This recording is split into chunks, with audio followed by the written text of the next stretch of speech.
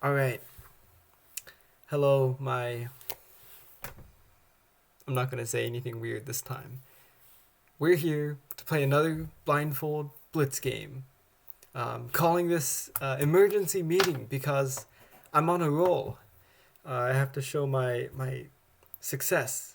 And I don't know if this is kind of sad, but by on a roll, I mean I won one game.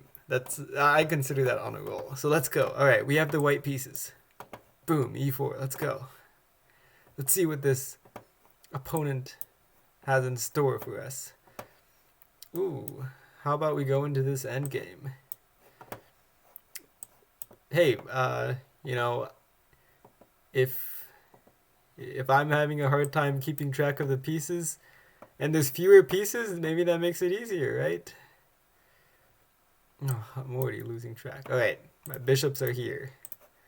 Um, until we trade them. Huh? What do you know? Actually, to be honest, from a positional point of view, that was a very. Oh, what? Wait, my pawn's being threatened. That was not a very smart trade, but I guess I'm not doing smart trades today. I'm just surviving here. Hmm. What do we have? Um, my bishop's here not is here and not doing much. Um, let's shuffle the knight. Okay.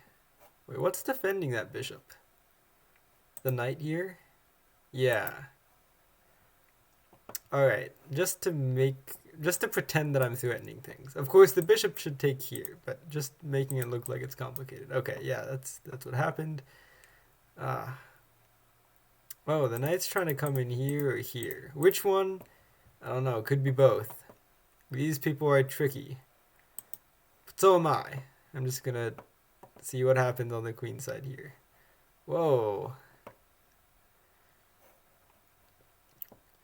Whoever came up with this endgame idea should have considered other things. Alright, alright. I mean, at least I know where things are, but it's not as easy as I thought, to be honest. Alright, alright. Sure. Let's trade that. Trade this. I suppose this is what my opponent wanted by playing d6, e5. So I played right into it. What do you know? Now, the responsible thing. Oh, where's. I've lost track of where my opponent's knights are. That's never good.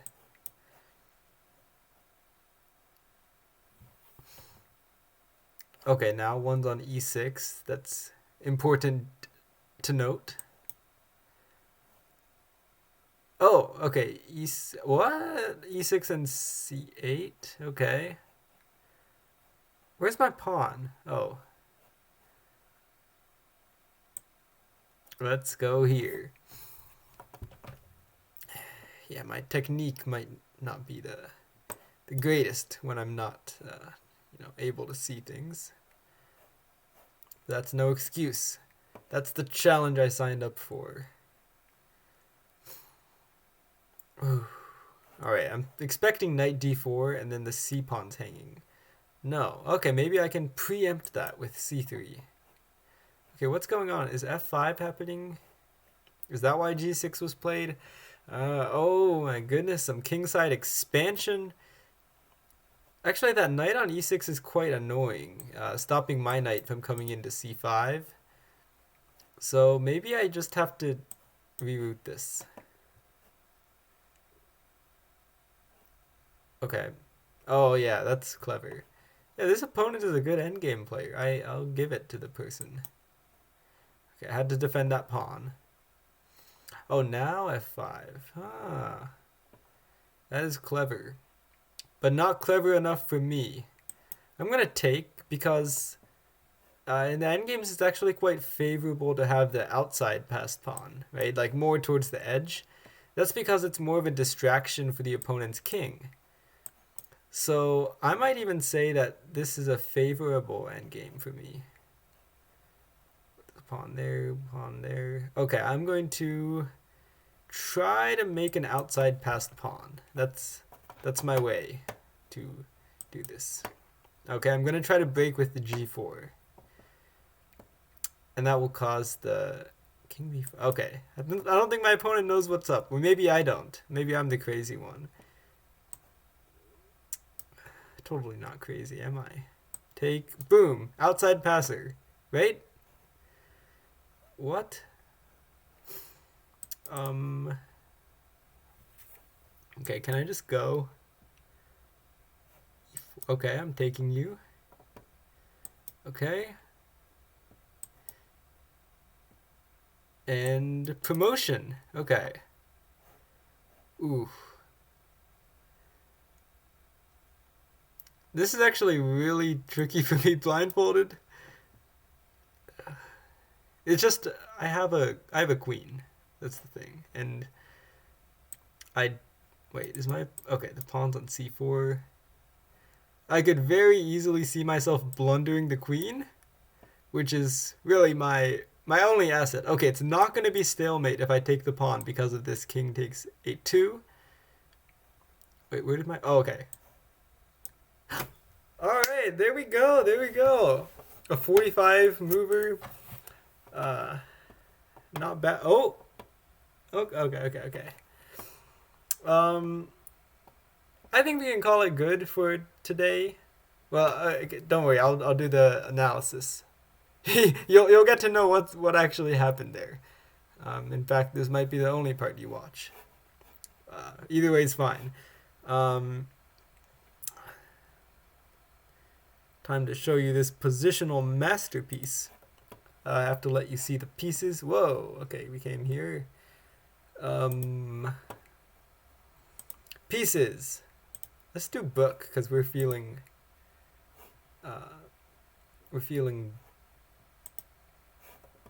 bibliophilic today. This game. Yeah. Ooh. It's more fun seeing the checkmate actually show up there, isn't it? Okay, according to this little analysis thing, I didn't make any mistakes or blunders or miss any wins. Not gonna lie, that's like better than my normal games. You know, if I played, seeing all the pieces, played a game on my main account, let's say, it would show maybe only one blunder, maybe like 3 mistakes and 2.5 missed wins. So I don't know. Maybe I was onto something with the end games. So yeah, this e5 actually really interesting. I don't recall ever encountering this over the board. So the Pierce defense, typically it's continued with something like knight f6, right, pressuring the e4 pawn. You know, I can actually, we'll go to analysis so I can move the pieces about. Let's not do the engine. I'd rather not see it.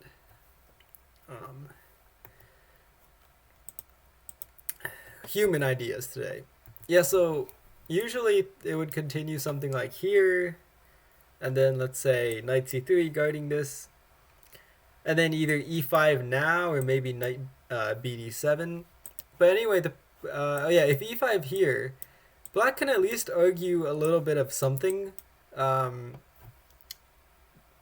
like a reason that it's okay, because this knight here kind of gets in the way, in all honesty. Often we want to push the c pawn. Now it's funny I mentioned that because I really didn't take advantage of that in the game.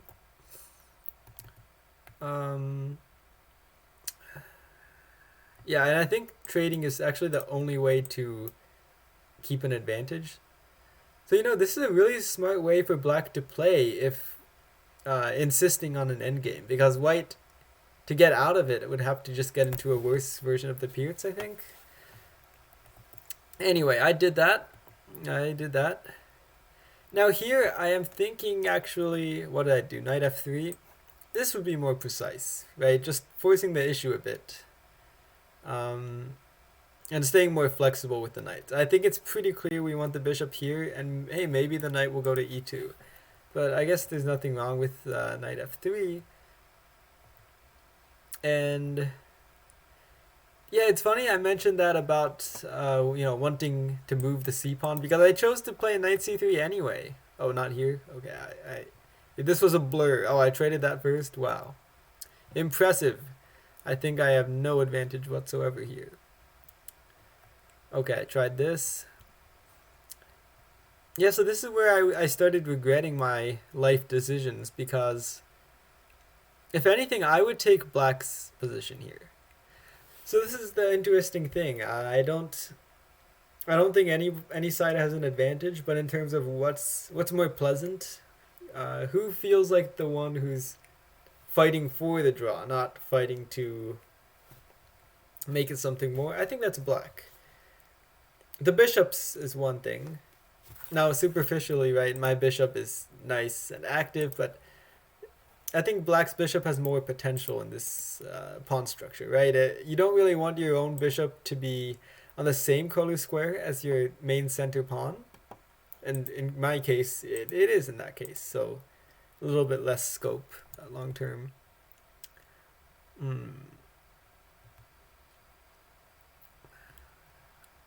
Yeah, this was a bit strange of a move for me. I just didn't know what to do. That's my only explanation for the move. Yeah, so my opponent should not have opted to trade those bishops because, I mean, as I just explained, that was something leaning in black's favor. Oh, my silly move was good. Okay, yeah. That was just to look interesting, but... Oh.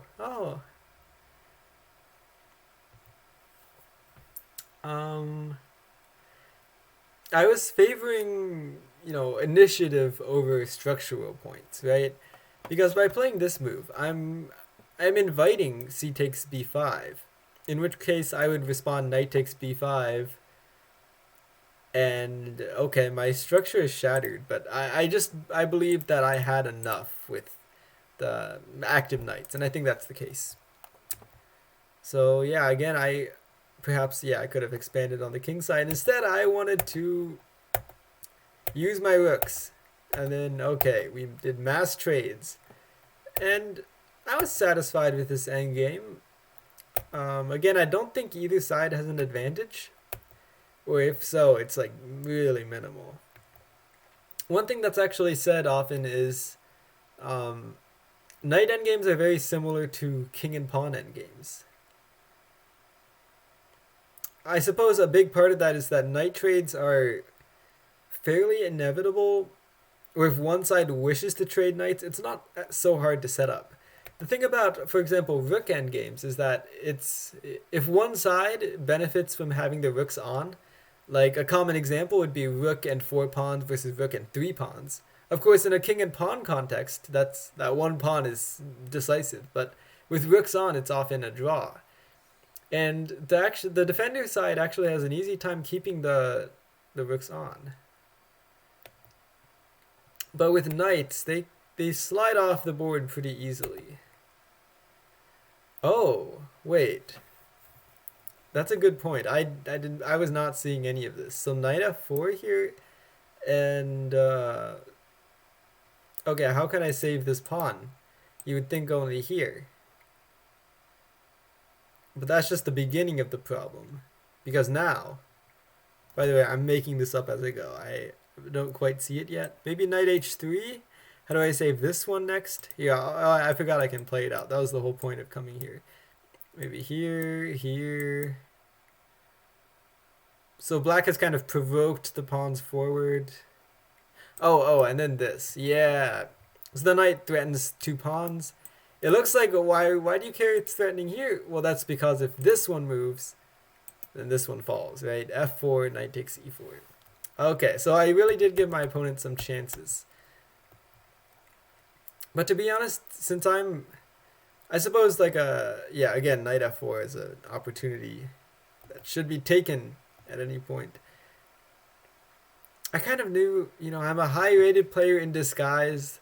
My rating is 1400s because I blunder a lot of pieces when I can't see the board.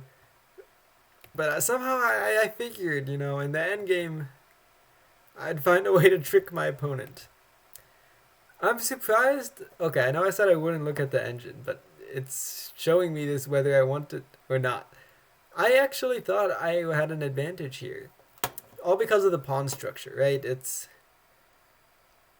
the outside passed pawn is more important because it can distract the king all the way over here, and then in that time I can do cool things with my king. So I'm interested about where my opponent went wrong. I guess this is still fine. King b5, I think my opponent played.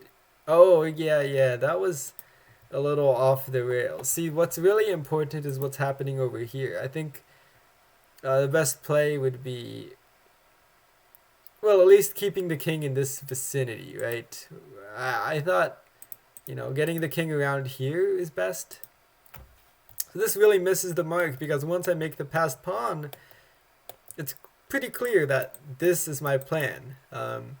One of the most basic plans you'll see in chess, move the pawn up, queen.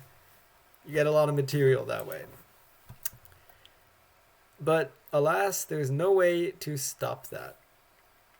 Well, my opponent really gave up with c5 and then just let me go.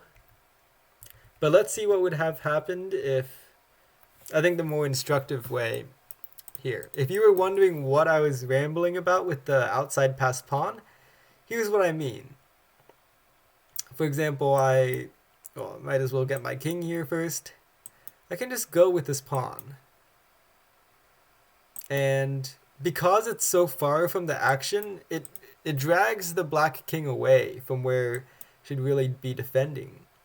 So then once the king has been distracted over here, okay, we come in, and this king is just off sides, right? And we can't be stopped from just gobbling up these pawns, and then the win is easy. So that's the power of the outside passed pawn. If you don't know, now you know. And yeah, I just went for it. I did get a bit nervous because I thought, well, if I forgot that some pawn exists somewhere, that could be, well, queen blunders or maybe stalemates. Yeah, and here I just had to check.